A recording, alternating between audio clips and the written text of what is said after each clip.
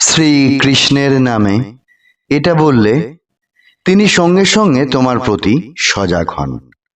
তোমার মনে যে যে ভাবনা চিন্তা উঠছে সব নিজ মনে অনুভব করেন। তুমি যদি একান্তই শ্রীকৃষ্ণকে ভালোবাসো তবে এই মুহূর্তে তুমি যে এই মন খারাপ করছো, আমার এই অনেক কিছুর অভাব কি করে মেটাবে?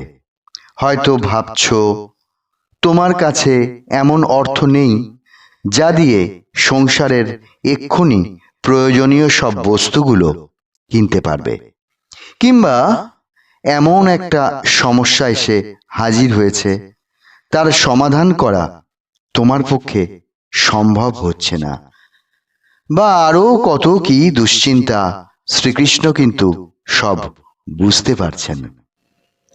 আমার এই কথাটা হয়তো তোমার বিশ্বাস নাও হতে পারে, তাহলে একটা সত্যি ঘটনা শোনাবো, যার একটা কথাও কাল্পনিক বা মিথ্যে নয়।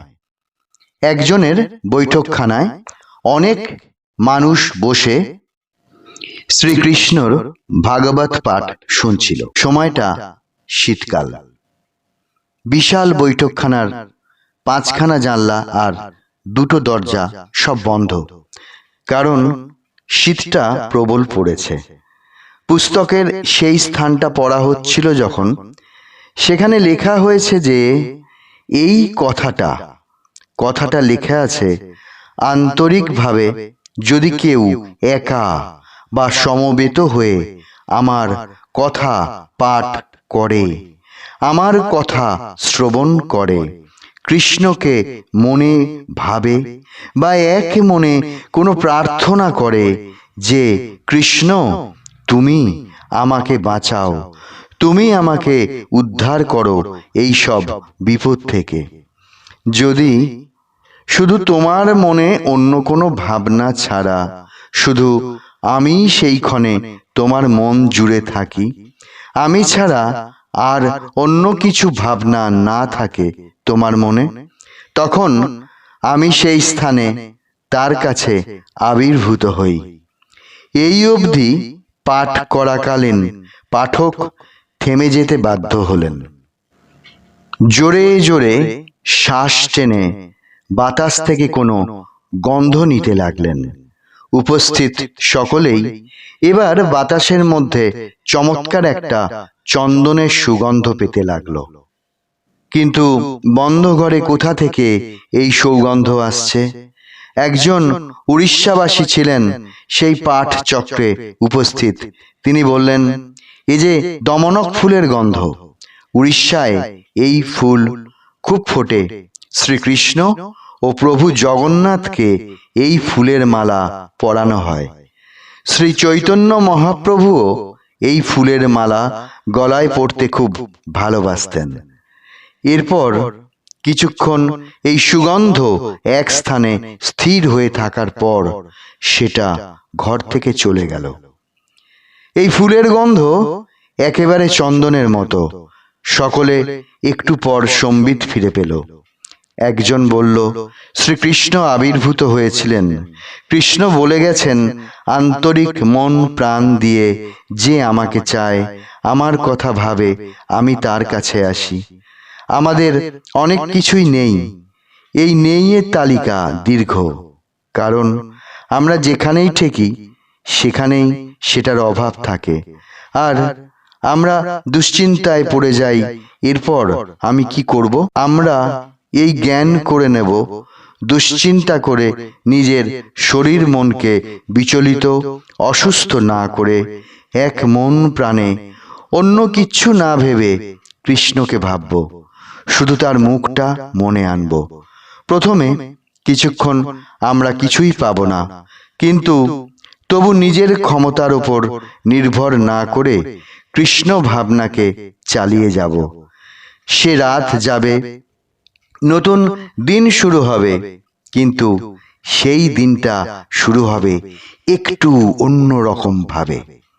কিছু এমন ঘটনা ঘটবে যেটা এতদিন ঘটেনি। একটা এমন আশার আলো পাবো যেটা মন কোনোদিন এমন আলো দেখেনি। তখন মনের অবস্থা হবে আশার আলো আর অন্ধকারের মিশ্রণ। একটা অদ্ভুত আশা, যে আশার স্পর্শ মন এর আগে কোনোদিন পায়নি। এতটা নিশ্চিত হয়নি যে তার বোধ হয় নতুন দিন শুরু হতে চলেছে, কিছু পাওয়ার সম্ভাবনা নিশ্চিত হতে চলেছে।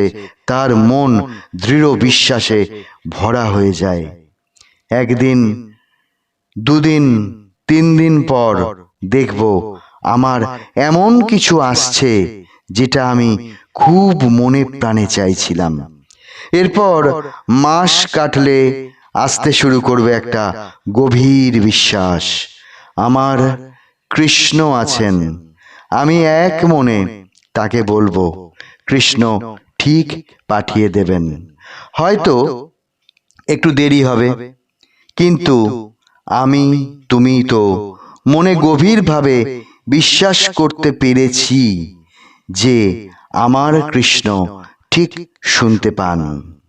আমার কৃষ্ণ আছেন, বিপদ আসবে, কৃষ্ণ আসবেন সেই সঙ্গে। দুর্দিন তিনি দেন। আমি কৃষ্ণকে ভুলে থাকি কিনা, আমি কৃষ্ণকে ছেড়ে থাকি কিনা। আবার তিনি সুদিন আনেন, যখন দেখেন যে আমার এই সন্তান, সে সুদিনে দুর্দিনে একভাবে আমার দিকেই, আমার পথের দিকে চেয়েই বসে থাকে।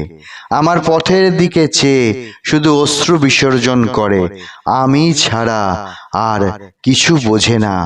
হে কৃষ্ণ, তুমি তো সবই দেখছো, দেখছো তো আমার এই সংসারের অবস্থাটা, কি পরিস্থিতি, দেখছো তো আমার জীবনে কত যুদ্ধ, কত মানুষের সংস্পর্শে কত যুদ্ধ করে এলাম, কিন্তু একটা সুযোগ কি মিলল?